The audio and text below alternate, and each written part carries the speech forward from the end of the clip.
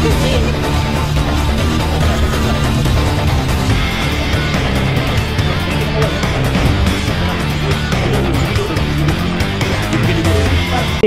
ভিডিওটা আপনারা দেখলেন সেটা সেগাম বোটের এক ইমিগ্রেশন রেটে, যেখানে ইমিগ্রেশন একটা অ্যাপয়েন্টমেন্টের রেট দিছে এবং যেখান থেকে অনেক লোক অ্যারেস্ট করছে। তাদের মধ্যে থেকে একজন পালানোর চেষ্টা করছিল, যেটা আপনারা স্ক্রিনে দেখলেন। পালানোর সময় উনি বাসার যে গ্রিল, সে গ্রিল বেয়ে নিচে যাওয়ার চেষ্টা করছিল, কিন্তু যেতে না পারে এক প্রকার নিচে পড়ে যেতে চাইছিল। পড়ে যাওয়ার অবস্থায় ইমিগ্রেশন অফিসাররা তাকে উদ্ধার করছে সেখান থেকে।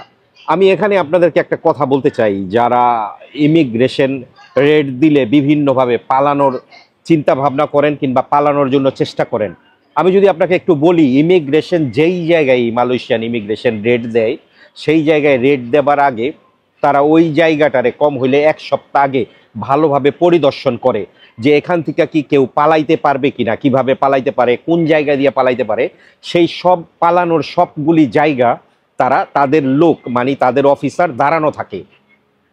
মানে আপনি যদি পালানোর চেষ্টাও করেন, হাজারে 1 থেকে 2 জন লোক পালাইতে পারে। অনেক জায়গায় তারা ইমিগ্রেশনের অভিযান দেয়, অভিযান চালানো হয়, যেই অভিযানে বিভিন্নভাবে মানুষ পালানোর চেষ্টা করে, কিন্তু পালাতে কেউই পারে না। বড় জোর আপনার জীবন যদি বেঁচে থাকে, টাকা আপনি অনেকভাবেই কামাতে পারবেন, কিংবা আপনি পৃথিবীর অন্য কোনো জায়গায় গিয়েও টাকা কামাতে পারবেন।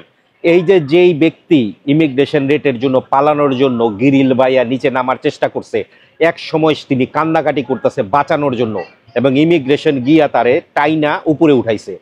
আমি আপনাদেরকে বলবো, এমন যদি পরিস্থিতি হয় যে আপনি পালাইবেন, আমি আপনাকে বলবো পালানোর আগে শতবার চিন্তা করবেন। তার জীবন যদি বেঁচে থাকে, সেই ক্ষেত্রে টাকা আপনি যে কোনো দেশে গিয়ে ইনকাম করতে পারবেন। এমন কোনো রিস্ক নেবেন না যেটা আপনার জীবনের জন্য ভয়াবহ হইয়া দাঁড়ায়। এমন উপর থেকে 4 তলা 5 তলা উপর থেকে যদি কেউ পড়ে নিচে যায়, যদি কেউ পড়ে যায়, তার হাড্ডি কিংবা হাত পা কিছুই থাকবে না। কাজী এই ধরনের ডিসিশন নেবার আগে শতবার চিন্তা করবেন এবং ভালো থাকবেন।